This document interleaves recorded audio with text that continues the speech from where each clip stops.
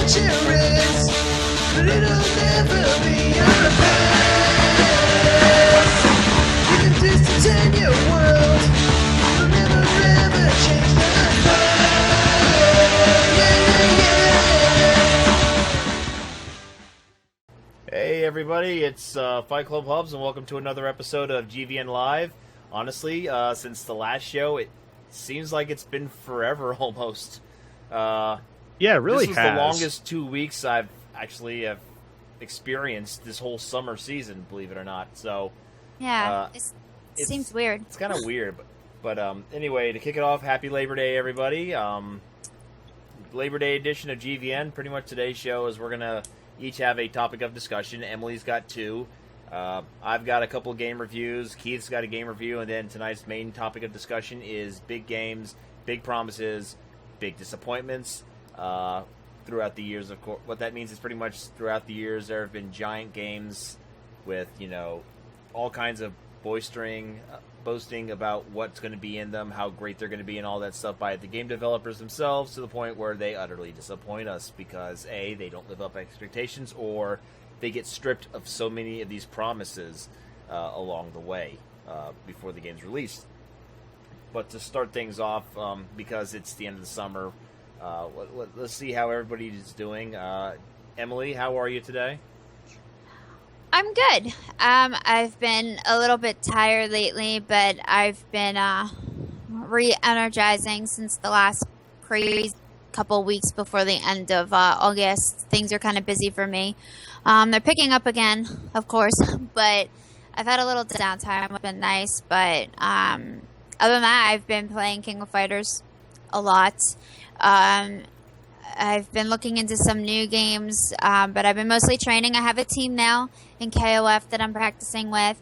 No Man's Sky has been the only other game recently I've been playing a lot. I don't get to play it enough just because it's one of those games where I feel like I have to have a certain amount of blocked time to play, since it kind of moves a little bit slower and it's more of an exploring game. So it's not like one where I can sit down and play God of War for and I can get a good chunk of it out in one sitting. But No Man's Sky, I didn't feel like I got very far the first couple hours I played. So If it makes you feel any better, nobody has gotten very far. There's 18 quintillion galaxies. So I've only been to one planet, but yeah. I mean, I feel like I haven't gotten as far as a lot of other people. But other than that, I'm good.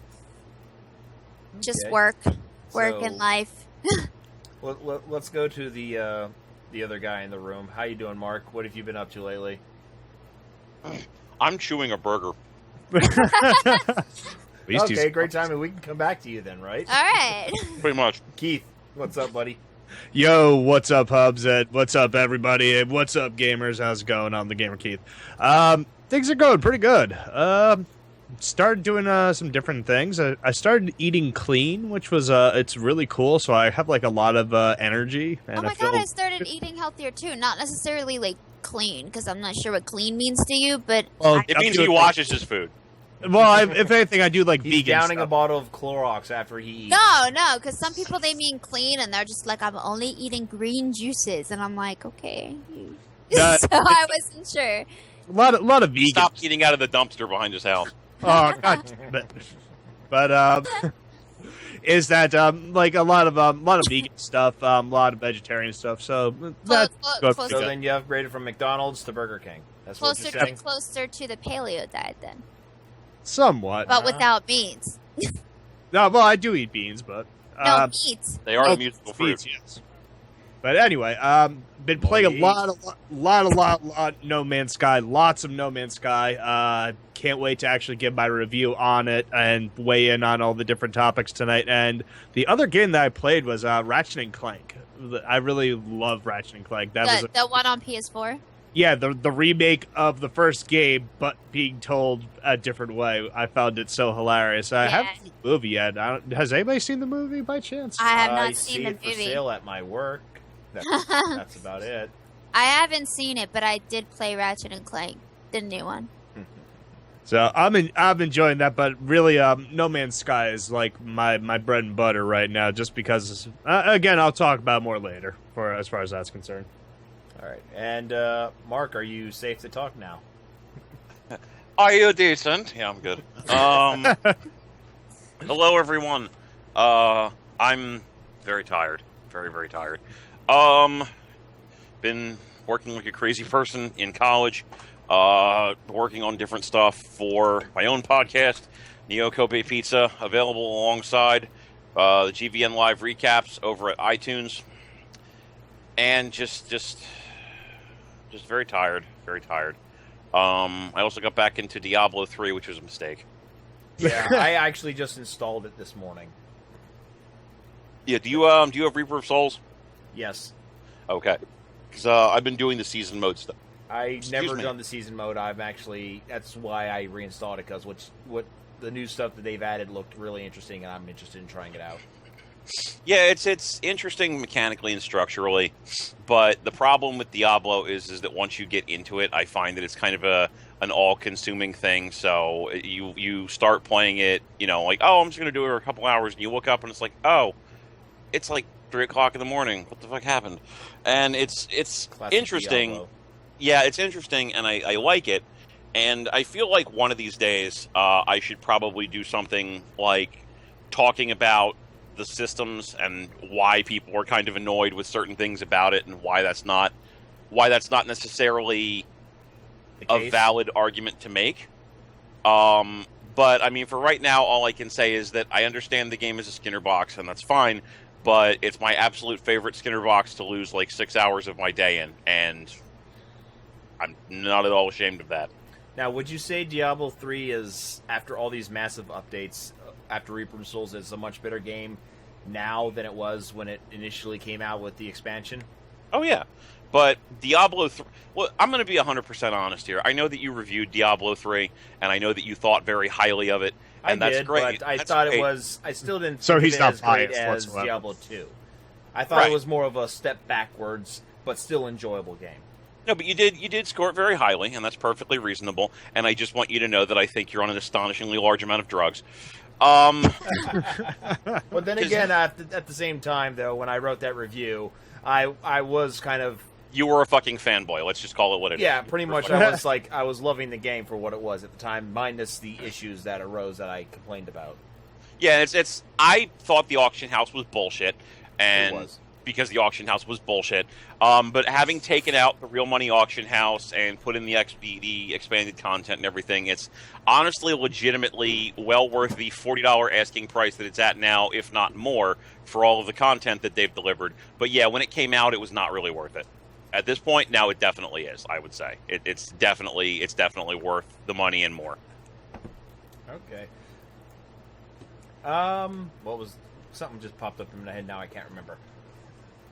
All right, well, anyway... that's all your fault, Robert.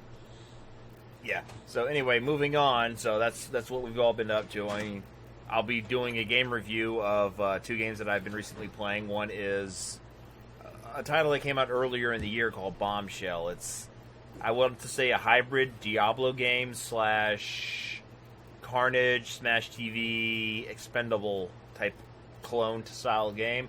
And the other one is Project Diva X on the PS4. Ah. Yeah, I recently become a fan of the Rhythm Games series. So, whatever. So anyway, we're going to start off with our subjects before the topic at hand. And Emily, would you do us the honor, please? Sure. Yeah. So, oh, sorry. So, it's distracting. So the first topic I was going to talk about had to do with arcades. So most of us that were, born or alive in any type of the 80s or early 90s know a lot about the arcades, because back then there was no online on internet. You couldn't play people from all over the world. If you wanted to play somebody else, you needed to go into the arcade, smack down that quarter, and play Say, I got next game. pretty much, yeah, and play side by side next to them. And what essentially happened is, as technology grew, which is a really great and amazing thing, it was almost like the opposite happened. Suddenly there wasn't really a need for arcades anymore, and not as many people were going to them, and arcades started losing out on money, and they started shutting down, and more online, and that certain technology took precedent.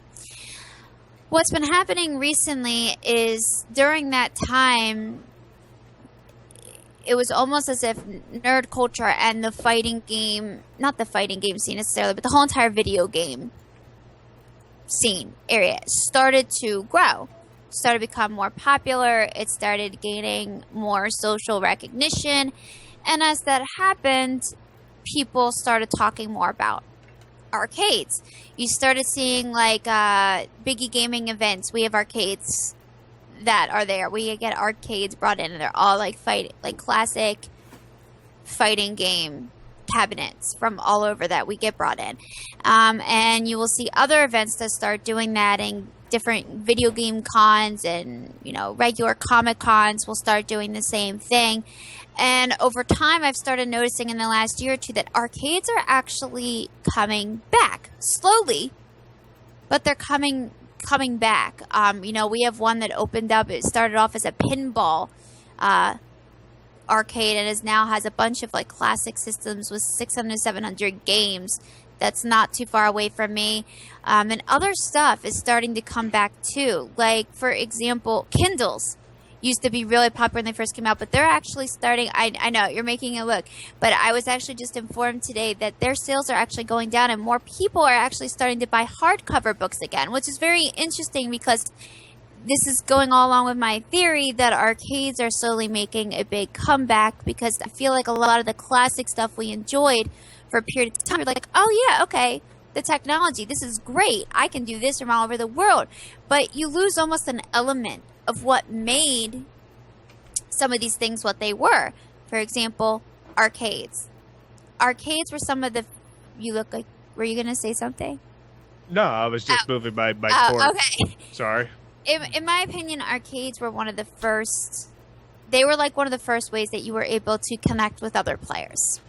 And you couldn't really do that anywhere else at that time. It was either you had a close group of friends that you could play with, or you went to the arcade, or you played by yourself. Those are like your three main options. And I didn't have like a close group of friends that played video games, so I was either playing them by myself, or I was going to the arcade and playing them. And so I find it interesting that some of these things that we used to enjoy when we were younger that changed, and like you saw businesses go out of business because of it, are actually starting to slowly make a comeback. And so I'm not sure where it's going to go. I'm seeing more and more things pop up. For example, I was in my mall today, and there's a fun center suddenly being opened, and centers like that weren't open before. It's going to be bowling and an arcade and all this other stuff all in one. And the last time, and that kind of stuff was kind of dying off. As well as they just opened up a glow-in-the-dark miniature golf course and a laser tag gaming area inside our mall as well. Nice. So that's a pretty awesome mall. Where am I not at this mall? Well, see, that's the thing. You wouldn't expect stuff to be in this mall, because this is the kind of stuff that as technology grew and people didn't care that much about arcades anymore, a lot of the stuff died off. And you know what it is that mostly it's that people that are our age, like, they have money, and then also they're like, oh, how can I bring back this good old piece of childhood memory and make money off of it? And that's what really happened. My whole thing that I'm actually intrigued with are barcades. That's really, really cool, because like you said, that's where a lot of the fighting game community is actually hanging out now. Well, and the nice thing about barcades is it's a great place for adults to have some drinks and play some games, as opposed to, when we were kids, there wasn't that option. It was, it was an arcade with a wide variety of different people, as opposed to having the opportunity to drink and have a good time and play. So, I mean, that my main that was just one of the topics I wanted to bring up, because it was really interesting to me to start seeing some of this stuff happen, because this is stuff that was around when I was a kid, but it died off. A lot of the fun centers that we had they closed because nobody was going to them anymore. Kids weren't, they were just weren't making enough business. But now all of a sudden they're being reopened and everybody is interested. So, I mean, I'm not sure what your guys' views on that is, but I don't get it, Javenges. I don't get it. Are you making it an insult because like it's not funny? I get it. I mean, if I was talking too fast, I might have been, but didn't want anybody else to miss time. I don't care. I don't even know screw what it is, so who cares? Anyway, what are your guys' views on that? Have you started to see little things like that too, like the comeback of certain like things that we enjoyed when we were kids? A long time ago, about 10 years ago. I mean, you remember the Granite Run Mall, right, Emily? You live in the area, don't you? Philadelphia area, Delco area, or no? I don't live in Philadelphia. I live outside of Philly, but I do know what you're talking about. I do know that mall. Well, in Delco, there's actually used to be an arcade called the Penny Arcade Mall, and I actually remember reading about tournaments that used to take place there for like Third Strike and stuff like that. They eventually closed because a drug bust took place there. But it seemed like once that place closed, because it was like a really big arcade, and then like a couple years later, another arcade opened up, but it didn't capture the wonder or the excitement or anything like that. It eventually closed down after a couple years. Around here, no one seems to be going around reopening their arcades. I mean, sure, you go to, let's say, the Chuck E. Cheese in Baltimore, not too far from where I live. Yeah, they got a redone arcade center, but I rarely see the kids playing it. I see the kids running around playing, rolling the ball up the whatever that. I can't remember. Skee ball? Skee ball, yeah, they're playing. You know what, though? I see it more ironically, in suburban areas than I do in major population cities. In fact, most of them, like, Disney Quest at, well, it's not even downtown Disney anymore. I forget what they're calling it now. Disney Springs. Disney Springs, yeah. Disney Quest, I mean, that's being shut down. Yeah, that's just depressing. That I mean, right, exactly. And you know what's funny? It's amazing how much can change in a year. So I remember I went to Disney Quest in 2015, and it was amazing. I mean, and it was packed. It was amazing to see how packed this arcade was. And then after that, they made an announcement they were closing. The problem with that is they didn't close in 2016 as they said they were. They changed it to 2017 that they were going to shut it down, but they never made that announcement that it was still open. So when we went back in 2016, this past June, it was almost dead. Yeah. There wasn't as many people in there as before, and it's really sad to see that when they could have put, I know they have the money. I know Disney has the money. They could have put a little more money into the arcade and made it something great for both the new players and old players to appreciate. So it's kind of sad to see that happen. But I like how they had Wreck-It Ralph and they still have it. Yep, it's still there. It's like its own little section. Yeah, I was just there recently, or not recently, but within the last year. But on your topic about like the arcade scene still making a comeback and whatnot, I mean, but what about like some of the bigger arcade places like what was it, the Sega DreamWorks that they had up in California and all that stuff? Like, are those people like on their way out still, or do you think they might have a resurgence just like some of these smaller places? Who's being the asshole? Come on, just honestly, ignore it. Just ignore it. To be Oh, don't worry, he's been taken care of. To be honest, I think some big arcades might be working on, switching up and seeing if they can like make a comeback and keep going. I think we're gonna see it more in the suburban areas. It's hard to start off an arcade business as it is, and you're gonna see a lot of what I'm seeing is families, like parents that enjoyed it when they were a kid. For example, about 15-20 minutes from me, the gallery is called Pinball Gallery, and it ended up now being arcade place too, and they went to a larger place and they keep growing, and they have pinball tournaments.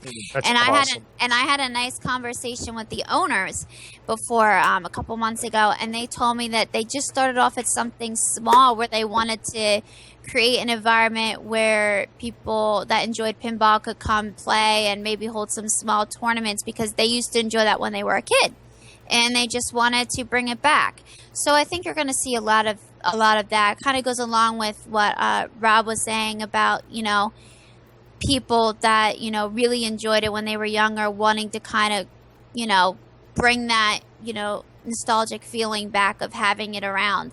The thing is, a lot of people now are at the age where they have kids, so they're going to bring their kids along, and that's going to start a new generation of people that are really enjoy arcades and gaming. So I think that that's another reason why we're starting to see that kind of increase in arcades, because now that more and more of them are opening, more and more of them are going to be bringing their kids, and it's kind of gonna, I see a lot of kids there. The next generation is being brought up.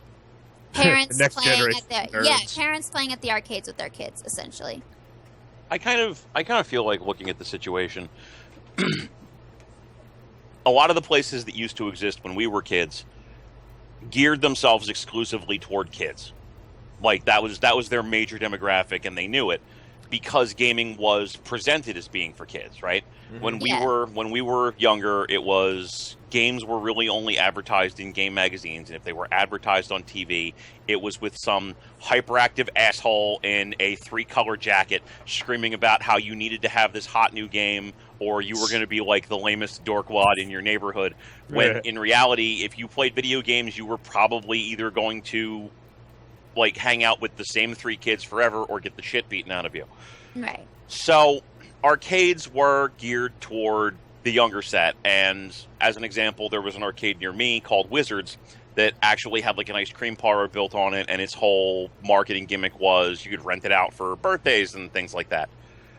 And they died off because gaming consoles got to the point where they could handle what the arcades could do and more, and the arcades weren't offering a compelling experience. Because remember, when we were younger, we had stuff like Street Fighter 2, which even at its peak could not really be emulated on the SNES, on the Genesis, 100%. We had, you know, Marvel vs. Capcom, which couldn't really be emulated on the PlayStation or the Saturn without an expansion cartridge.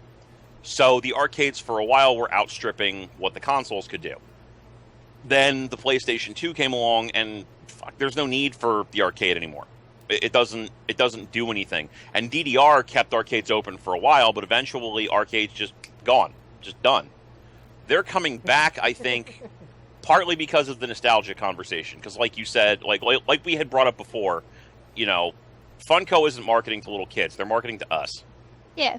Because we're older and we have disposable income, and I want a little bobblehead of Mr. T or whatever. So I they're love the gonna bobblehead of Mr. T. Exactly, and they're gonna market toward us because we're older, we have the disposable income, we remember arcades, and we think, oh, that's great, I love this. And other companies have kind of shown that if you integrate an arcade into something else, it's a financially viable way to do things. You know, the Jersey Shore has arcades all over the place. Yes, we do. Dave & Buster's is entirely based around the idea of having arcades built into a restaurant, et cetera, so on. So it's not infeasible for companies to look at this and say, hey, if we do something with our arcade that makes it unique and special and different, we can make it something financially viable. So you have barcades. You have places like Yestercade in Red Bank, New Jersey, which caters exclusively to having a metric ton of older games. And it's appealing to that nostalgia that we have to go visit these kind of places, but these places also have a fairly unique hook, and there's not hundreds of them. I kind of hope that it doesn't get to a point where a whole lot of people think that this is a great idea and start opening up arcades all over the place, because that's just going to kill it. If there's, 5 arcades in your general area, how are you going to be able to support all 5 of them? You can't. But having 1 or 2 arcades in a geographic area is definitely not a bad thing, and I think that appeal to nostalgia will probably keep them going for a good long time. I mean, if nothing else, YouTube celebrities are desperately trying to keep these things open too. Austin Creed from Up Up Down Down goes to one basically every other month at this point. Mm-hmm. Nice. So and he always advertises it too, which is really nice. So Oh, he's doing something almost every week. I don't know if it's always live, but I know he uploads to YouTube constantly. Well, no, and he also, like I said, like Mark was saying, he has his own show, which is actually I've been watching it on WWE Network. Like he'll bring in like other wrestlers and have them like play games and talk about like playing games when they were like kid and stuff. It's really nice. I actually enjoy watching it because you learn more about the wrestlers and kind of what they like, but you also learn that a lot of them have played video games before. If anything, probably one of my favorite memories is of the movie The Wrestler when, what the hell is the... Mickey Rourke? Mickey Rourke, thank you. Mickey Rourke's character was Shame like... on you, sir. Shame on you. I know, I feel bad. I feel terrible, if anything. So Mickey Rourke was playing the old school NES game of like what would his character would be in, and the kid was all like, "Can we play Call of Duty?" He's like, "What the fuck is Call of Duty?" Anyway, so moving on. So we just had that wonderful topic. Thank you, Emily, for that. You have another segment coming up. So how about we move on to you, Keith? You got a game review to do for us. Why don't you ready? Yeah, sure. I'm all ready over here. Ooh, and smooth transition. Awesome. So, all right, everybody. So, just to let you know is that I want to give this a review. I have a little bit of a different rating system versus to like your standards, like 4 out of 5, or, you know, thumbs up, thumbs down, you know, 7.5 out of 10, all that bullshit.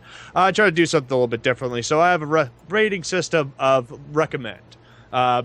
One would be I do not recommend, then there is recommend, which would be like the middle ground, and then you have highly recommend, which is a game I would say go out and buy like tomorrow. So, this is my review on No Man's Sky. Now, for the PlayStation 4, I have this one. It is also on PC, and I have to tell you is that the game is really, really good. I actually really, really enjoy just for the values of that it's a survival game.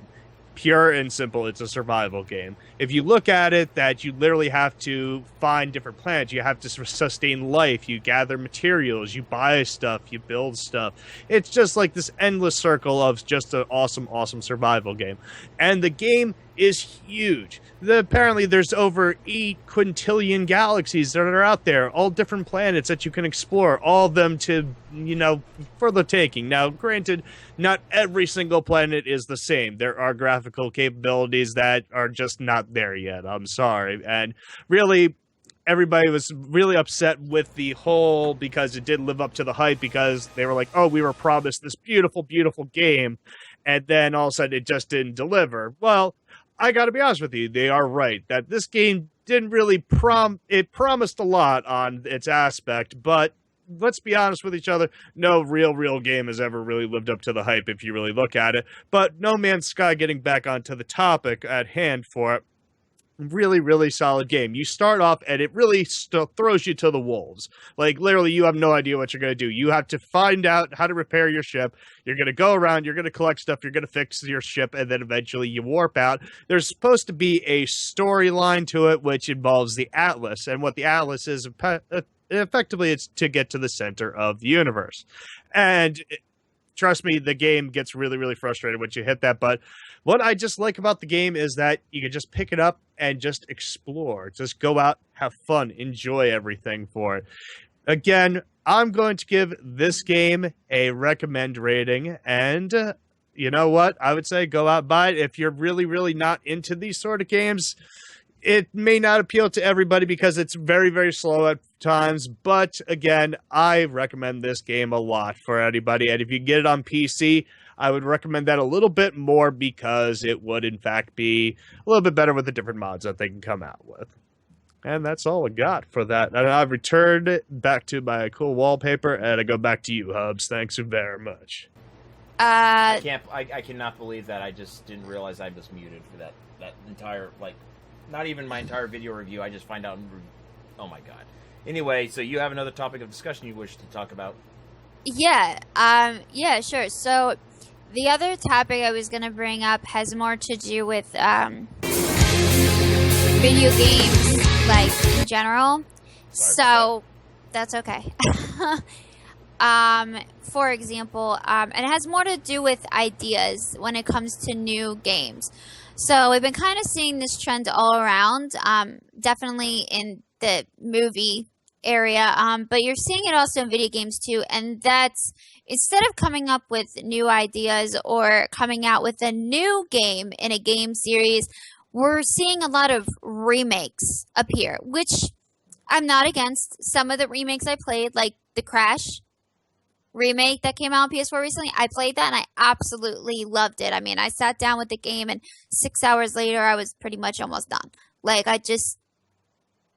I love some of the remakes that happen, but I would have also loved a new Crash game. Not Crash. Ratchet and Clank, I think you were talking about. Ratchet and Clank. Yes, thank you. I would have also loved a new Ratchet and Clank game. However, that also brings me on to Crash Bandicoot anyway. So that was going to be another game I brought up anyway. I know myself and plenty of other fans have been begging for a while for a new Crash game. Well, rest assured, they heard us. But instead of giving us a new Crash game, they're remaking and bringing all of the original, remastering them pretty much, the Crash games to PS4. Now, I'm going to still get them. However, I would have liked to see a new game. The original games are fine. Obviously, I love them and I'll keep playing them even if they come out like on a new console, but it doesn't change the fact that we're starting to hit this mark where instead of trying, new ideas or coming up with new storylines, we're remaking the same classic games over and over and over again. And I find sometimes when I go to the video game store, which I was at GameStop earlier, and I'm looking around, it's difficult for me to actually find a new game that looks interesting as opposed to one that's just in a series and it's the same game over and over again, just an extra part of it. I don't know if that makes sense, but I feel like when I was younger, I would see more of a variety of games that were being released as opposed to like the same one. Another thing is, lost my train of thought. It's all right. I concur with you. And if anything, who's notorious for that is Square Enix. Square Enix frickin' remakes the same game on the same. How many releases of Final Fantasy X do we need? Like, honestly. See, that's the thing. I mean, look at. Well, no. Well, Yeah, but see, this is the same thing they're doing though with not Final Fantasy, Kingdom Hearts right now. How many 2 points are you gonna give us? 2.6, 2.7, 2.8, 2.9, 2.99999 before you're actually gonna give us Kingdom Hearts 3? Because at this point, I'm not interested in playing all the 2 point whatevers. I want Kingdom Hearts 3. That is what I'm waiting for. So it's. You see. I feel like it's a conversation about like three different types of things, where a little developers, instead of giving us what we actually want, are trying to do the same sorts of things that movie and other forms of presentation media have given us. Where with Kingdom Hearts, they realized they walked into something that was financially viable and interesting. And they had the license for however long they have it, so they're going to milk that as much as they can. So instead of just giving us Kingdom Hearts 1, Kingdom Hearts 2, Kingdom Hearts 3, they're doing all kinds of side stories and releases onto smaller consoles, and then re-releases onto bigger consoles, and then remasters of re-releases onto bigger consoles, and you get all of these ridiculous names associated with it. And every company, to a certain extent, is guilty of trying to wring blood out of a stone. Right. Okay, so and I don't necessarily mind when they do a remastered something, especially if there's like the new system like the PS4 out. Like I got the remastered God of War game because I'm a huge God of War fan. But the one thing I really like about that is that series is keeping it going. They are being creative instead of keeping it in the Greek world. And with Greek mythology, they're moving on to Norse mythology, which actually has me really interested as a fan of the game. I know not everybody agrees with that. They don't like the idea, but at some point, the game needs to continue. And that's one thing I like about what they're doing with that game. And it's the same concept with other games. At some point, the games need to continue. If you want to keep them alive, there needs to be new stuff happening that keeps the fans involved. And I feel like if you keep throwing the same stuff over and over again, it's only going to keep the same general fans. And that's going to get boring after a while. But also the other thing is that you also need to know when a series needs to die as well. Assassin's Creed, perfect example. The series needs to just Sonic the stop. Hedgehog. Sonic the Hedgehog, another one, just needs to just let it be, just let it die. Like, But then let we it have die. franchises that should be going on for just a little bit longer, but other people decide to kill them off, like Mega Man. Well, exactly. So there you go, as far as that's concerned. Well, I mean, how do you make that decision, though? Like, for example, Assassin's Creed, we're saying, well, it needs to die, it's repetitive, it's blah, blah, blah. They're still making millions of dollars on those fucking games, right? Mm-hmm. Meanwhile, they had to stop making Mega Man games because people stopped paying money for Mega Man games. And they brought them back with 9, and 9 did well, and then they brought back 10, and people immediately stopped paying money for Mega Man games. Like, I like Mega Man, and I'm not a fan of Assassin's Creed, but people are going to keep paying money for Assassin's Creed. You'd be a fool to leave that money on the table. Maybe they should give it a year off, which seems to be something that they've been considering. But like, we're not the target demographic, and we haven't been for a while, unfortunately. I don't think. Damn. Well, okay. So to go based off of what you said, you were talking about how Mega Man, they stopped making it because it wasn't as popular anymore, but then they brought it back, and it had brought back, like, more people, and it did fairly well. That's going along with basically even what I was talking about when it was about the arcades before. The fact that there was a period of time where it just was kind of like static, and the classic stuff didn't necessarily, matter as much. And then all of a sudden, nostalgia was such a huge thing recently in the last couple of years, and thus bringing back some of those games has been fending so well because of it. But at the exact same time, they're so focused on bringing back the games that everybody wants to see and redoing the same games that I feel like they're losing other parts of that. Well, it's remakes. Remakes have been successful in the movie industry, right? Yes. Like, to a certain extent. To an you get extent. maybe like a 50% success ratio. Okay, so Yeah.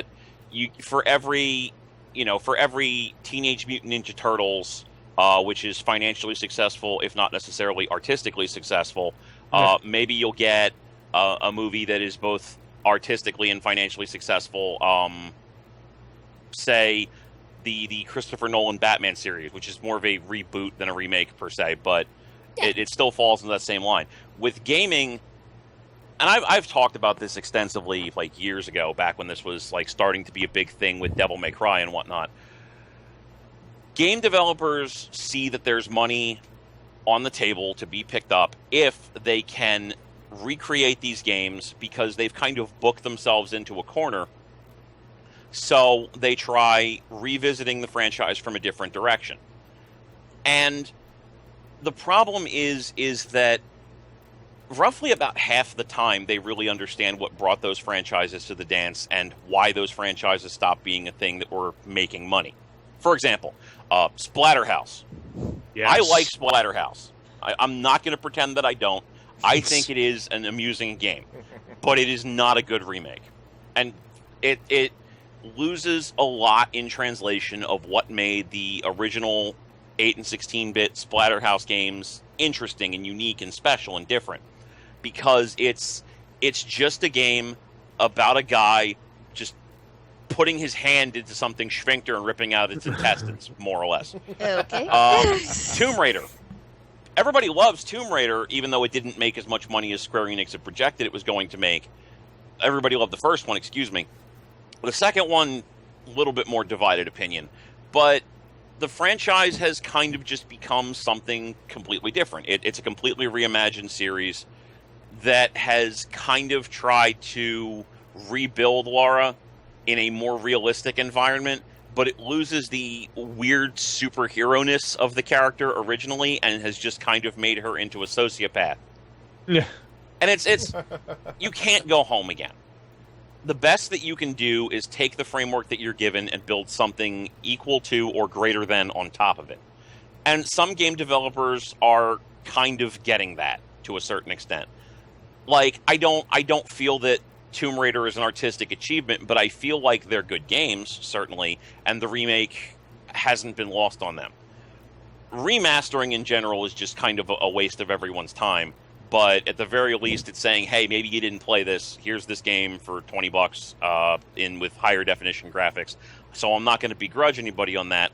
But when it comes to remaking something, you kind of have to have an idea of where you want to go with it. You can't just say, hey, this could make us money.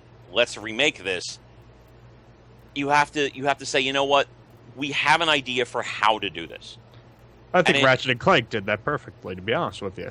Absolutely. And I feel like Tomb Raider, to a certain extent, did a good job of this. But I feel like in the case of Splatterhouse, it was Bandai Namco just trying to do an experiment and failing at it. And in the case of Devil May Cry, I feel like they had a very poor idea of, well, let's make Dante edgy, and they handed it off to, Ninja Theory, who, God bless them, did the best possible thing with it that they could have, but it wasn't like Capcom had any kind of great unifying vision for it. They just kind of handed it to Ninja Theory and said, you guys do what you want. We don't want to do anything with this anymore. And it's not a recipe for success to start a remake from this is going to make... It's never a recipe for success with anything to start from this can make money, how do we capitalize on that? Mm-hmm. I mean, at the very least, even if your idea isn't good, it's better to start from having an idea and then figuring out how to make that idea work, instead of saying, we want to make money off of this and trying to build an idea around making that money. A lot of games, like Call of Duty, Battlefield, seem to go around that, to be honest. Yeah, but the whole thing is, like Mark said, is that people will continue paying money for it, so it's kind of like they can't really deviate from that, is the whole thing. And at the exact same time, and sorry if I cut you off, Keith, the exact same time, though, you still have people that don't like the games that aren't going to buy it even if they're remade. Sure, you have your core amount of fans, and you might have some players that, never... played that game before that go to check it out, but those that did not like it, they're not going to go and get it, or those that thought it was or those that don't want to pay the same amount of money again for a, remastered game when they already have it on one system and they played it before, aren't going to spend it. So they're not going to make as much money as, say, a new game as, like, The Last of Us, which was a brand new game, and obviously, as most people know, was Game of the Year and did amazingly well when it comes to sales, or as opposed to some of the new games like The Order that didn't, fend as well as they could have. It, hit or miss. But I feel like one of the things that, The Last of Us had that made it so good was it was completely brand new concepts that they happened to do really, really well. I mean, I just think that I think it depends, I guess, on what's being remade or what's being remastered.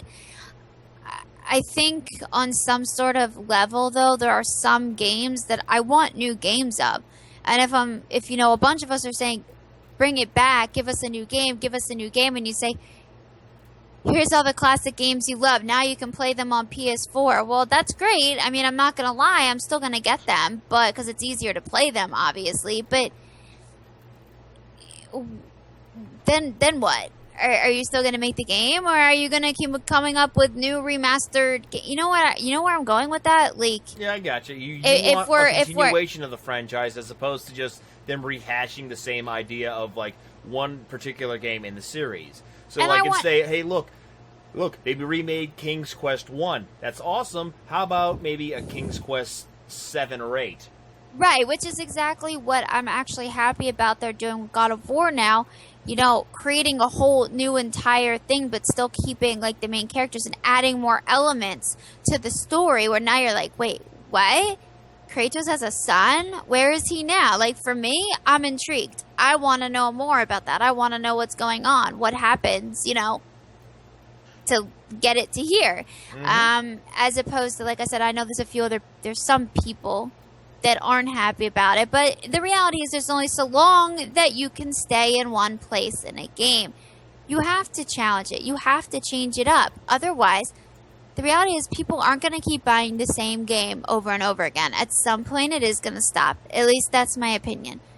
I'm not going to the people who've been buying Call of Duty for the last 10 years. I do feel like Nick makes a good point, though. And I feel like there is actually a worthwhile distinction to make here in that I feel like the actual things that are remakes in video gaming honestly have done astonishingly well financially. Because I can't really think of a bad remake that is taking the same original concept and just building around it. You know, I mean, think of the remakes that you can remember. The Final Fantasy 1 got a remake on the Game Boy Advance. It was awesome. Final Fantasy 2 got a remake on the Game Boy Advance, and it was not very good, but Final Fantasy 2 was never very good. So it was, kind of I actually kind think of Final Fantasy 2 is good, but whatever. That's fair. Final Leisure Suit Fantasy Larry, 4. the very first Leisure Suit Larry was remade twice, and both times it was better than it was originally. Yeah. King's Quest remade, generally considered to be at least as good as, if not better. Remakes, I think, in gaming generally tend to do well. Except Conker's Bad Fur Day. That was a bad remake. It was prettier, but it was gameplay-wise, it sucked. I don't really feel that was just kind of a re-release, I think, with like multiplayer attached to it. I guess my biggest issue would be remastered. Games that are remastered. Not necessarily, remakes like... I mean, I know I said remakes, but, because there are some games they need to stop doing remakes on, and they need to just give us a new game, but, I mean... Like, what I think that what it's coming down to is the terminology remake is used in so many different instances in, like, film and whatnot, but what we're talking about is remakes are actually taking an old game, completely redoing the visual aspect of it, and putting it back out in the world. Like what they're going to be doing with Final Fantasy VII, correct? Exactly. Final Fantasy VII is a remake, yeah. Whereas remasters are like the Criterion Collection for films, where you say, "Oh, Resident Evil 4 came out on the GameCube. Let's release it for every fucking console that comes out afterward because it moved like 5 million units or whatever, and we want to keep making that same damn money." Yeah, but that's the issue right there. There are games, and I'm not even going to lie about this, there are games I had on my PS3 that I absolutely loved, that I spent, the same amount of money for a new game on. And then they remastered it when the PS4 came out, because let's be honest, when the PS4 first came out, they didn't have a lot of games at the time, so they were issuing out remastered versions of games that ended well for PS3. The problem with that is, I already had it. And I didn't really have the urge to buy it again, because if I really wanted to play it, I could just plug it in and play it. I don't have the money to just keep buying a bunch of remastered games just because now I can play it on the PS4. Yeah, there's absolutely no reason to buy something like The Last of Us again, even though it was like a year apart. Right, when I could just take a USB cord, plug it into my PS3, and there you go. Now I can play it if I really wanted to play it. Yeah, it might look a little bit cleaner or better visually because it's on the PS4, but it's the exact same game. There's not really any changes. So why am I gonna buy a remastered game? I get in some instances buying a remake, but I don't see necessarily the point in being remastered. I have bought remastered games. I won't lie. I did buy God of War remastered for PS4. Because like I said, if I'm a huge fan of a game and which that's the only one I'm willing to maybe buy it for, but I just don't see it fending as well as even remakes. I have bought some remastered games, but mainly because I bought them because I might have missed them the first time around. Like I bought God of War 1 and 2 HD remake for the PS3. I bought Beyond Good and Evil remake or remaster because for whatever reason I decided to trade in my Xbox copy, and I couldn't get the PC version to play well in this day and age. It's pretty much just like everybody, I guess, unlike you. I mean, you said you're a fan of some of these games, so you have no problem buying them again and again. But then there are those depending who do. Depending on what the game is, yeah. But see, Nick said no one says you have to buy it again. Well, yeah, technically that's true. No one does say you have to buy it again. But the problem is they're taking the time to make and issue out remastered versions of games when they could be spending that time focusing on introducing the gaming world to brand new games we haven't seen before that a lot of us would enjoy. So I guess it's just kind of my point on it is why take out the time to reissue a new the same game when you could take the time to issue out a brand new game. Well, sometimes in that case, sorry, Mark, I didn't mean to cut you off, but in some cases, people do re-release or remaster certain games to do two things: pique interest up to see if there's people who are still interested in a franchise that people bought the crap out of a long time ago, and two, pretty much just get more money in their pockets as a get-rich-quick scheme, so they can be able to develop, another game in the franchise. Right. There are altruistic reasons to do remasters of games. In an ideal world, remasters would exist because the developer wants to remake or bring it back to the series. I'm sorry. Not even just that. Like, you can remaster a game just because maybe the game isn't necessarily readily available and people who might have been able to experience it otherwise no longer have that option, or to try and allow gamers the opportunity to check out games that they might have missed. Because there's new people coming into gaming every day, right? So if, say, Resident Evil 4 comes out for the GameCube, going back to that game, and you missed it on the GameCube and PS2, well, we can release it as a digital game for $10, $15, whatever, on the Xbox 360 and the Xbox One and the PS3 and the PS4. So you have that option to play it if you want to. In an ideal world, that's not a bad thing to do. And if that were... Like, if everything were truly, utopia, and it was a given that businesses were working in the best interests of the players, you could nod and go, yeah, okay, this is totally why they're doing that, and that makes sense. On the other hand, the slightly less altruistic side says, well, they didn't make the PlayStation 4 backwards compatible at all, and they didn't make the Xbox One backwards compatible at launch, and maybe there's a certain amount of trying to make back that money so that you will buy these games that you aren't readily able to play if you only have the space. Because not everybody is like us. You're not going to have 2, 3, 4 consoles hooked up at any given time. A lot of people just want to have 1, maybe 2 consoles hooked up, and they don't necessarily want to have to drag out the old one. So if you want to play Resident Evil 4 again and you got rid of everything but your PlayStation 4 or Xbox One, maybe we can make another $20 off of you because you have to buy it again because we didn't make that a cross-buy thing. And do I think all companies are doing that? Certainly not. Do I think some of them are? Oh, hell yeah, I do. Yeah, I mean, Nintendo just did it when they released all the red, yellow, and blue Pokemon games on the 3DS. I won't lie, I bought yellow. I mean, those games are already out on the Game Boys, but they weren't making the Game Boy Color games anymore, so therefore, similar concept.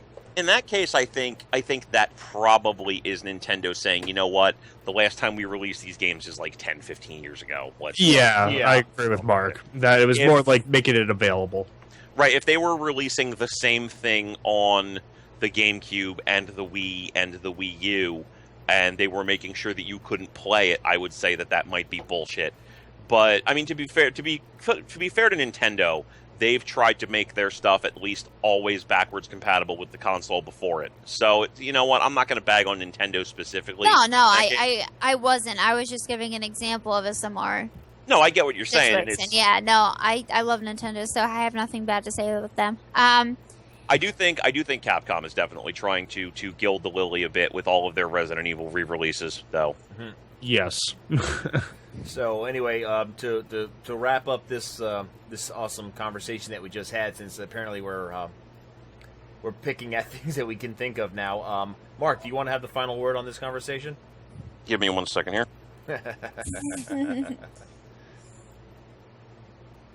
I guess that was the final word. No, it's sorry. Nobody respects my personal space. I'm not even kidding. That's not a joke.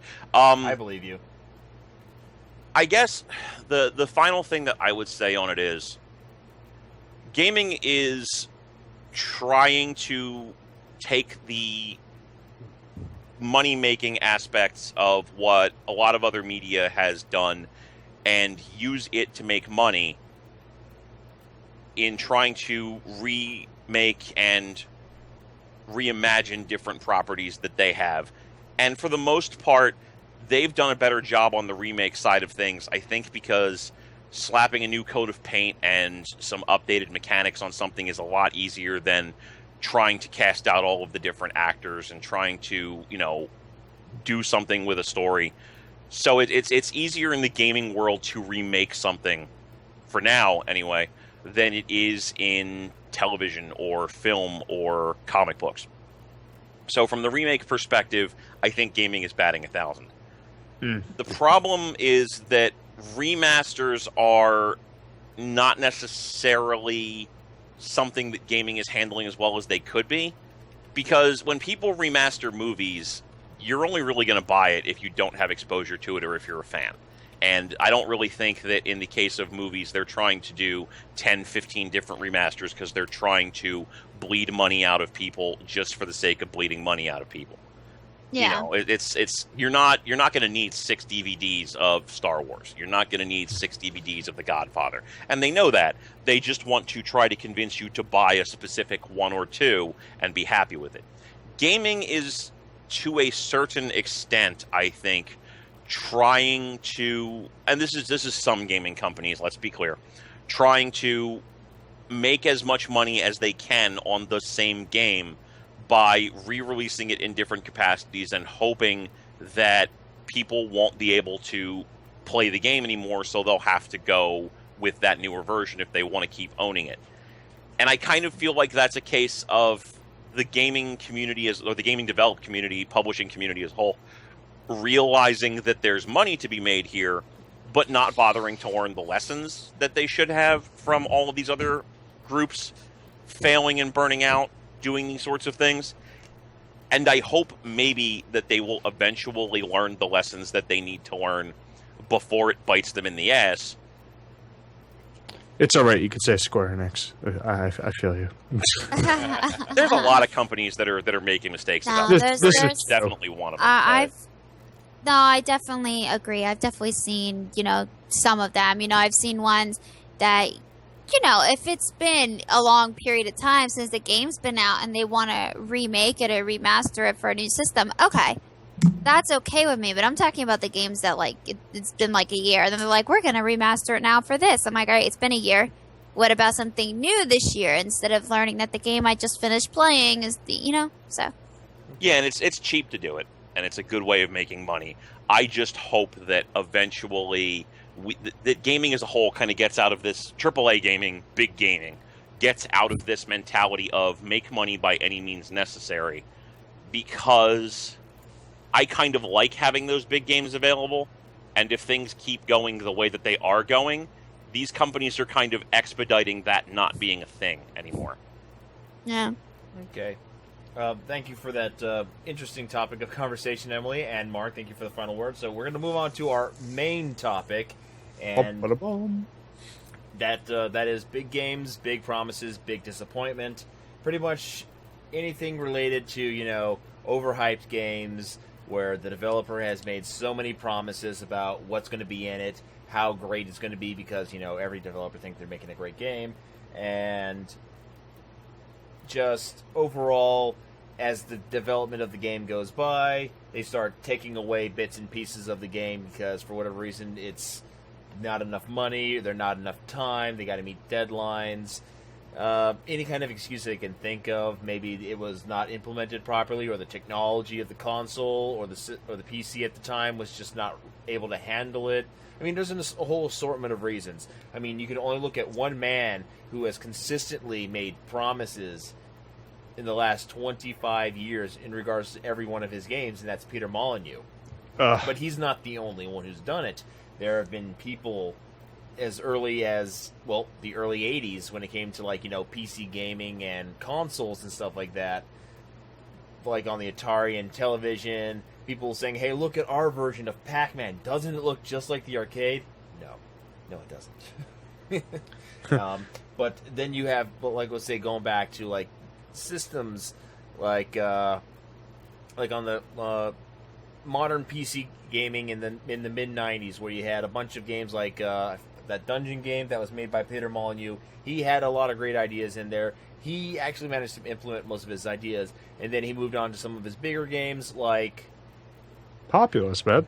yeah, Populous. That was one of his first major, God sim games, and then he moved on to one of his biggest God sim games, which was Black and White. And again, he had a lot of great ideas that he wanted for the game, and again, he started, pulling stuff out. He started doing this also with Fable, the first Fable game, and then he started pulling things out. I'm not saying that these games ended up bad. It's kind of an anomaly, because with all of these Peter Molyneux games that have come out, with the exception of Fable 3, all of his games have been still great games. Fable 1 was amazing, Populous was amazing, Black and White was amazing. I think it was called Death Dungeon, now that I think about it. But he's made consistently a bunch of great games throughout the years, and not many people can do that. I mean, you got SimCity 4 didn't really live up to its expectations, now did it? And No, it did not. no, it did not. It crashed and burned on launch. So, I mean, these are games that have, like, huge impacts, big promises, like, oh, hey, online gaming world and stuff like that. People can affect one another, and it isn't there. We only need to look at, one of the most recent games to come out, and that was a couple of games, actually. We had Mighty Number 9 that recently came out that really did not live up to any of the expectations, and we got the developer who came out and just said, it is what it is. And then we had No Man's Sky, which, I mean, despite the fact that you do like it, Keith, there was a ton of people who were not happy with how stripped down it was compared to what the developer said it would be. Okay. Sorry. I'm sorry. But If I could just Go ahead, Keith. Well, if I could just weigh into the... Now can I talk? Yes, you can talk. I have the conch. Now let me speak. The representative from New Jersey now has the floor. No, yeah. Oh, that's right. Keith's from New Jersey too.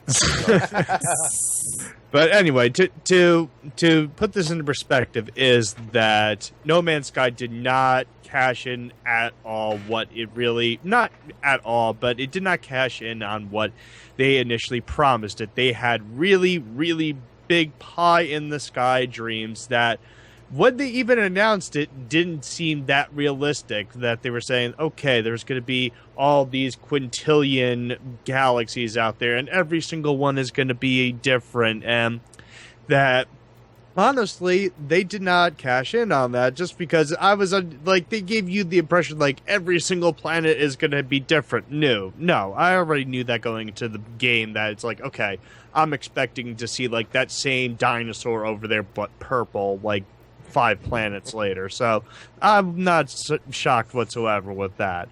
But the thing is with that game is that it had the potential. It still does have the potential to grow for it. If anything, what it should really have been was a Steam game that you got early access to, like what Sony was doing with DayZ. I think that was the game. I know Xbox One has 7 days to die as well. That's doing that. Yeah. And both of them have We Happy Few, I believe.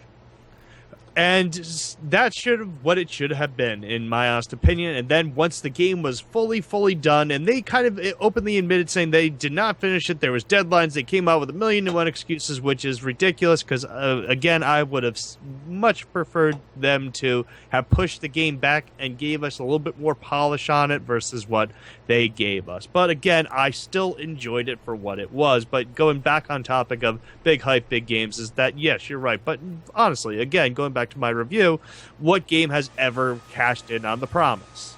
Well, what's really funny is something you mentioned, Keith, was that the idea that the game wasn't finished yet. And that seems to be an issue with a couple games that have recently come out. There was the issue with Street Fighter V as well. not being finished and receiving a lot of negative backlash and people returning the game. But one really interesting thing, going back to No Man's Sky for a second and not Street Fighter V, is there were a lot of people under the impression that No Man's Sky wasn't what No Man's Sky was, even though they said it was an exploring game and that you could travel to different worlds.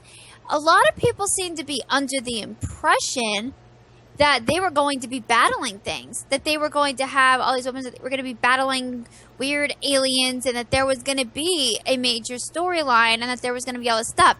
In fact, you'd be surprised at how many reviews I saw online, and I am not kidding about this, after the game first came out, with people being upset that there were not Nazis in the game. And those were legit reviews. I think I read like 15 different reviews from like, this is ridiculous. I don't know why they expected this in this game.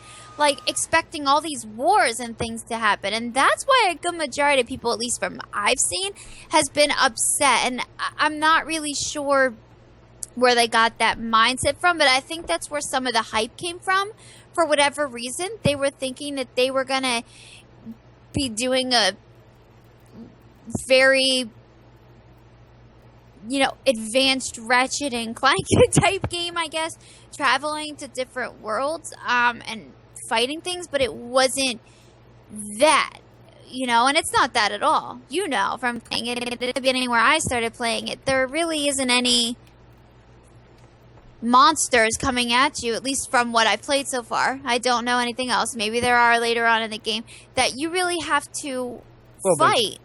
Well, there's no monsters per se. There are things that will attack you, and you can, but that's about it. You are right. I think it's probably because a lot of these people were thinking it was going to be like a poor man's Star Citizen.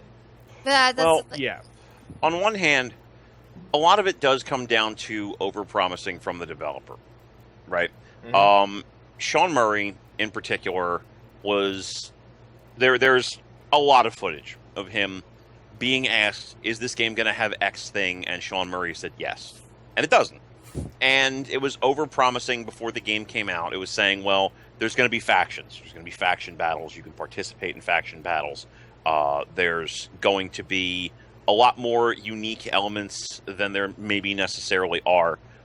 There's going to be the ability to live life as a trader, going from place to place and buying low and selling high to make your credits and so on and so forth. There was a lot of promising in there that kind of made the game feel like it was going to be a Star Citizen or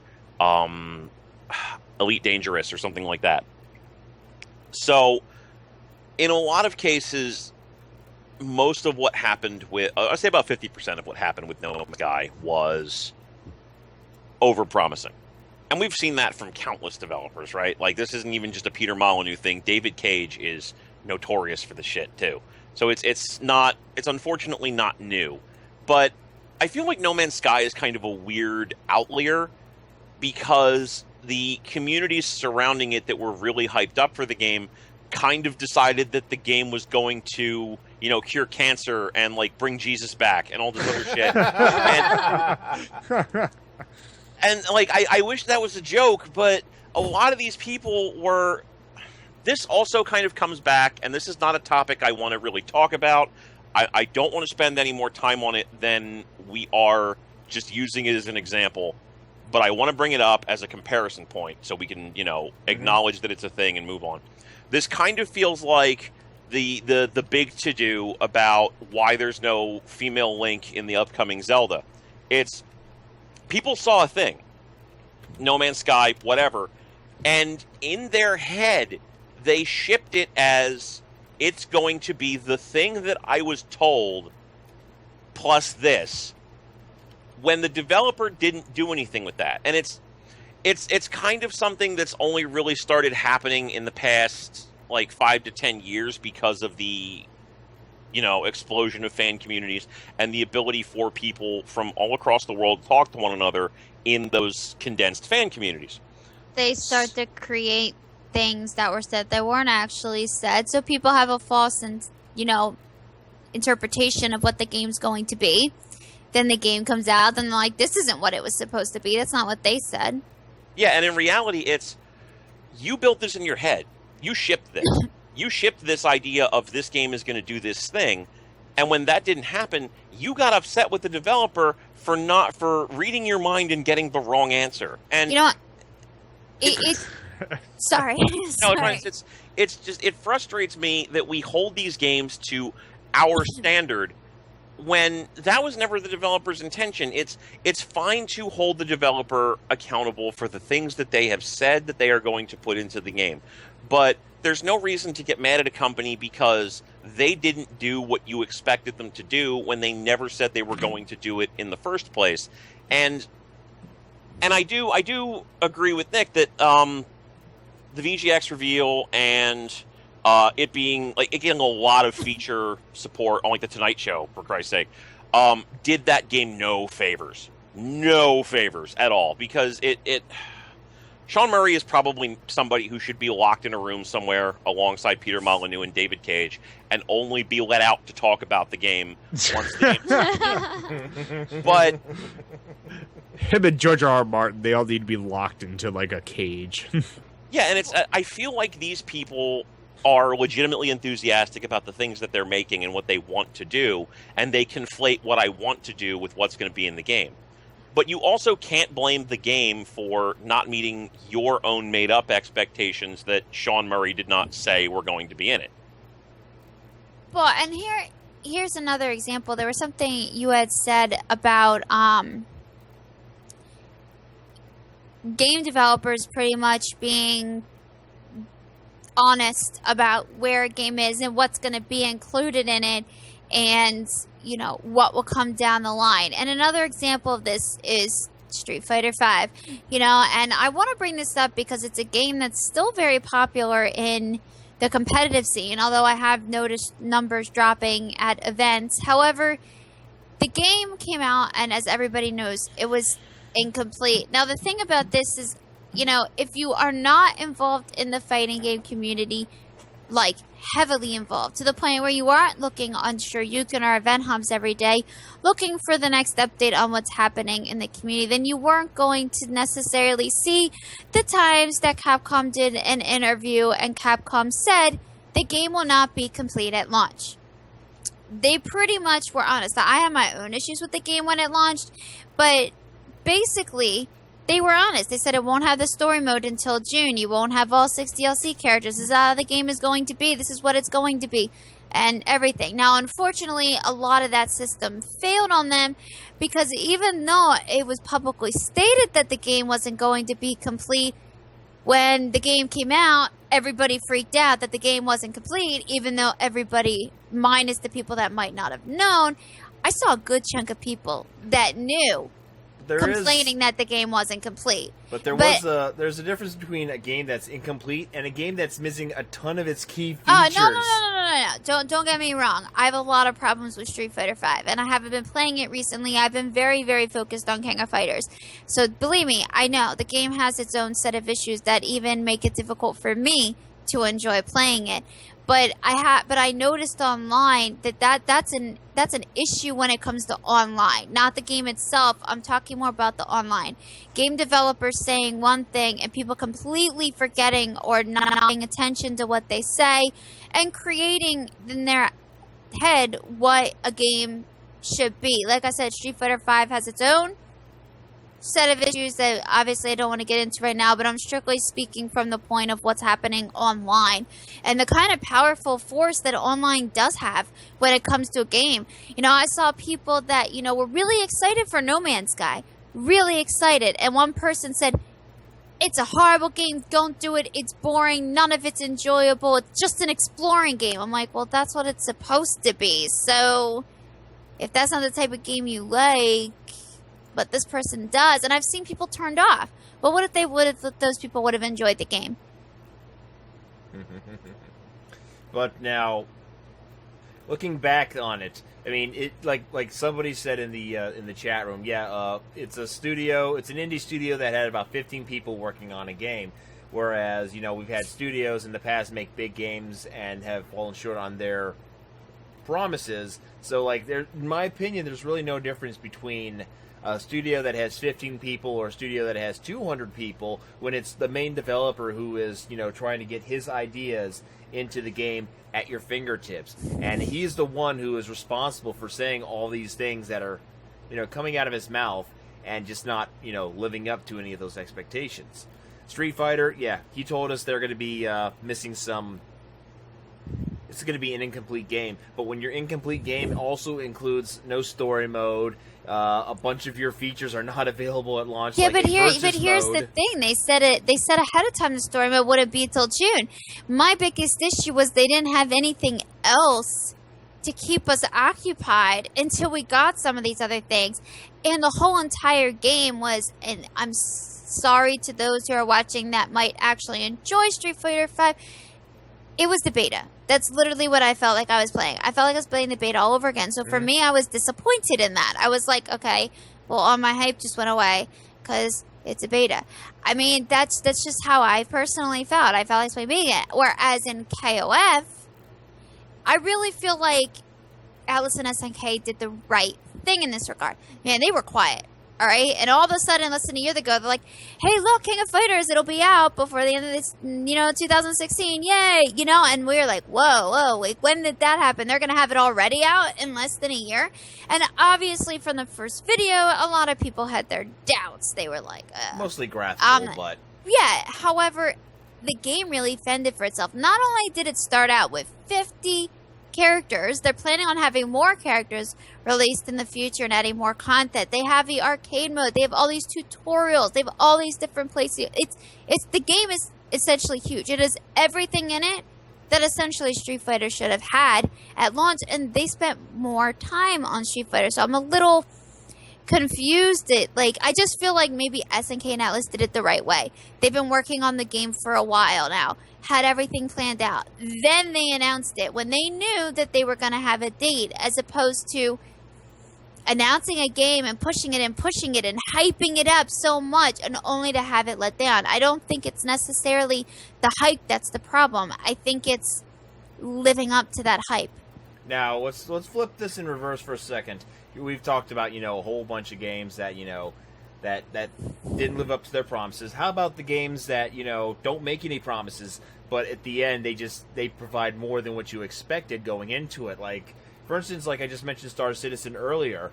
This is a game that, even though it's not officially released yet, they just keep adding to it and adding to it and adding to it, to the point where this game is going to be a lot bigger than it initially was. King of Fighters is a game that they didn't really say anything about it, just other than the fact that they just improved the graphics along the way upon to its release. So let's get your thoughts on this, Mark.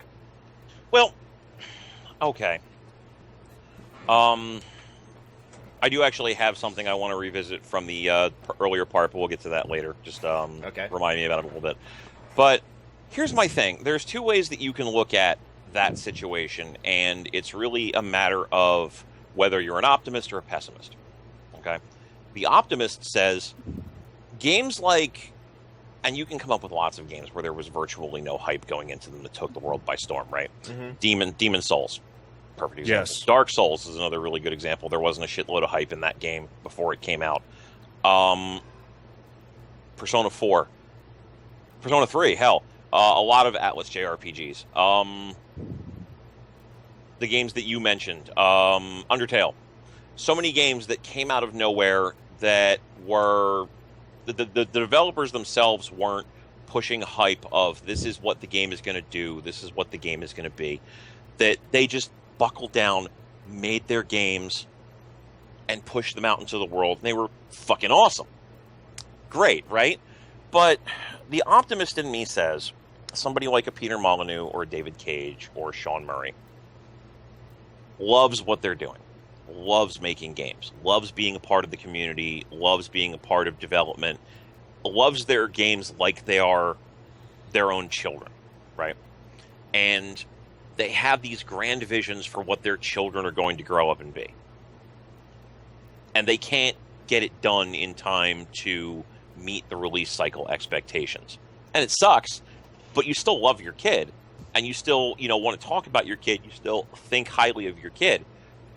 So it's the optimist in me says these people love what they're making. They love what they're doing. And they want everybody to be as enthusiastic about these games as they are. So they just go and they overshare a little because they're so enthusiastic.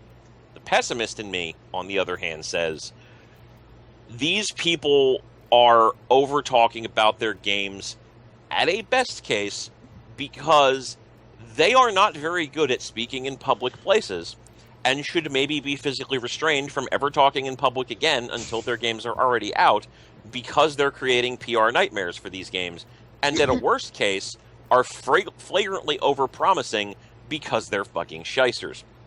Now, I'm kind of somewhere in the middle with that, in that I just honestly feel like these people probably are really hyper enthusiastic and they maybe know they're overpromising, but they kind of hope that they can get the games close to where they want to be. But you could kind of go either way, and I really wouldn't blame you if you picked either extreme of that possibility, honestly. You know? Yeah, well, one could say that they're overhyping it because those are the ideas that they have. That they're going to implement all of this into the game and it's going to work. So it's okay to talk about it now because it'll hype up everybody. But the problem is it hasn't been implemented in the game yet. So by the time the game launched, that everything that they once said before is now not in the game, or very little of it is, which is what's causing the problem. When they do speak, at least. Yes, but at the same time, I mean, it's like, I mean, I have not as much problems with some of these guys like Molyneux. Like, I practically come to the point where, like, you know, I accept that he's going to say a whole bunch of, you know, shit coming out of his mouth, but because you know that he's going to make a sequel or two to some of his games, and he's going to then finally be able to implement some of those things. Like Fable 2 is probably one of the best games I have ever played. And a lot of those ideas, like having kids and getting older and other stuff like that, was stuff he promised in the first Fable game, and he managed to get it into the second one, and it was quite an amazing game. Now, you know, one game that, and I know I'm like moving on to the next topic here, but before I forget, other topic, but well, no, it's in the same topic. You were asking which games that we thought like did like exceed expectations than we were thinking. Don't laugh at me, but I thought Pokemon Y and Z. I thought Pokemon X and Y exceeded my expectations, because I wasn't sure how a 3D version of the game, especially and being completely like redone from the way it was before, was going to work out. But it exceeded my expectations of the game, and I really like, hands down, you know, I've had some nice conversations with people who actually say that they thought it was the best Pokemon game out of them all. Now, I don't necessarily agree. However, it kind of like almost like brought me back into the world again, because one of the problems that Pokemon was having was repeats of the game. You know, you keep buying the same gens, but a lot of them were in the same world. So after a period of time, they had to start getting creative and coming up with new storylines and new scenarios, different enemies, things like that. And one of the things I really enjoyed that I wasn't expecting was the after game. So most of you know, in the beginning Pokemon games, when you finished, that was kind of it. There really wasn't like any continuing storylines that you had going on or any teasers for another game. Does anyone hear that noise? Somebody's vacuuming. I was about to say, sounds like somebody's vacuuming. Is that me? Okay. Oh, okay.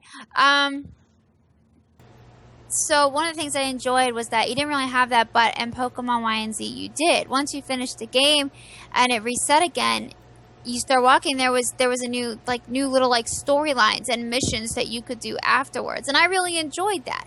I enjoyed the fact that there were things that you could do once you beat the Elite Four. Because once you beat that, you're like, okay, what else can I do now? So you already defeated the enemy. You already defeated the Elite Four. So what's nice is, you know, for those that might not have played Pokemon X and Y, I'm not going to go into detail in case you have plans, but part of the after game in that game teased the new games coming up, which I really, really like the fact that they did that. There was like a little tease, a little hint. I don't know who played the game, but Okay. Well, I don't want to get too off topic because Pokemon no, is something that can easily take up an entire 10 shows all on its own. My whole point was that was just an example of a game that exceeded my expectations because a lot thought it was going to be the same thing, but they totally redid everything while keeping the essence of what Pokemon was. In fact, I heard people complaining that they didn't like the new Pokemon game because it was too much like Pokemon, which made no sense, but Yeah. All right. Well, I actually have one thing I do want to mention here before we wrap up.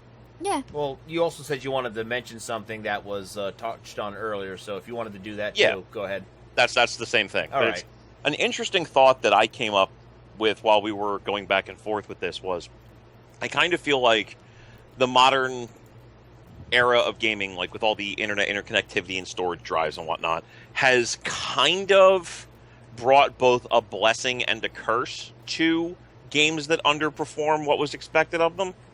And I think you're going to see where I'm going with this. But take Diablo 3, since I had mentioned that way back in the beginning, and I really don't fucking want to bring up Destiny again. When Diablo 3 came out, there was a lot of expectation there, right? And it was expected to be Diablo 2, but better, because that's what gaming has always been. Game I loved, but better. So when that didn't happen, people got pissed off. And what happened? They spent the next several years gradually and severely refining elements of the game until they eventually got it to the point where the game as it is right now is... It may not be better than Diablo 2, depending upon your personal preferences, but it is a worthy game to be named Diablo. And the blessing of that is, if you release a game in a certain way, and it doesn't meet expectations from the fan base, you can fix it. You can make it the game that the fans wanted it to be. The downside is, you can just shove a fucking game out the door without X amount of things implemented into it, and when they don't come out, you can just fix it in post, because you had no intention of making that game what it was supposed to be in the first place. And I'm kind of curious as to whether we as a whole feel that that's a good thing or a bad thing. I'm leaning towards good just because it gives people the ability to fix certain games, but I do still think there's definitely bad there, as, again, you can kind of see that certain games were shoved out the door on purpose because they just were not ready to be released as is. Well, there is that issue, like you said. I mean, it's a blessing and a curse for being able to have the internet give people the ability to edit and fix their games. But at the same time, let's just say you have a game, and you've spent a couple of years working your ass off, trying to create this vision that you've had, and just because, let's say, a few thousand out of, let's say, like 50,000 people don't like it, suddenly you feel like you have to cater to a lot of these people, and you change the game from what it was originally to something completely unrecognizable that does not even match your vision. And there are several games out there in the last like 6-7 years that actually fit that mold, and that's definitely where I would feel a lot of the negativity towards some of these overhyping games and stuff like that, or creating something that you really love I guess in the end, I'm kind of losing my own thought here for some reason. You can also say that, I mean, besides the game director and whatnot who overhyped the games, I would say, yeah, it's probably also the public that goes off and does just as much damage as the game directors themselves, to where, sometimes if they don't meet the expectations of their fans, then they have to work around their fans to please them, and as you can't please everybody. So, you know what? I feel like I somehow went off track. I get where you're coming from. And it's true. You can't really please everybody. There's going to be people who are going to hate even the best games, and there's going to be people who are going to love the worst games. Absolutely. But I do feel like the problem here is while on one hand it gives developers who just can't make the game as the players wanted it to be a chance to make it right. If they release a game and they're like, this is the game that we wanted to make, and the players say, but this game sucks, you can say, shit, all right, and you can go back in and you can fix it and you can make it the game that people wanted it to be.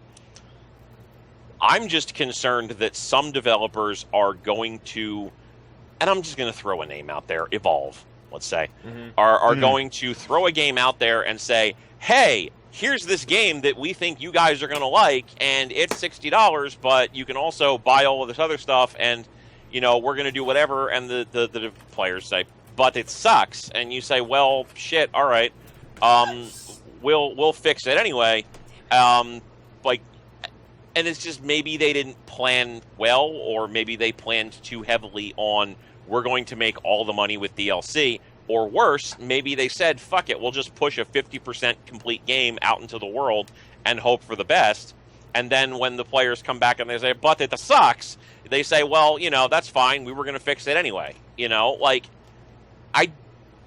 I'm all for participating in the scientific process as it relates to video games when you're releasing something I've never seen before and I want to see how it works. I'm not for the scientific process when you're evolving a game that you knew damn well wasn't going to be complete when we bought it in the first place. Yeah, that's definitely one of those things. And, of course, there was a game that I reviewed, or not reviewed, but a game I played a long time ago, and I did an interview with the development team. There's the people who made Arcblade for the PC. It's kind of like a fighting MOBA hybrid game, and one of the ways they thought they could make their money back, or make money on the game in general, was through a DLC item shop type of thing, and it completely blew up in their face. Great game, but, you know, they kind of made it an incomplete game to begin with, and you're here paying $20, $40, you know, for a game that is incomplete, but extremely hyped up for what's supposed to be. They're trying to really make it like one of those esports titles, because they were backing everything they can on it, and it just blew up in their face, the same way you said these the guys that made Evolve did. So, any other final thoughts before we end the night? Emily, how about you, Keith? You've actually been kind of silent this whole time.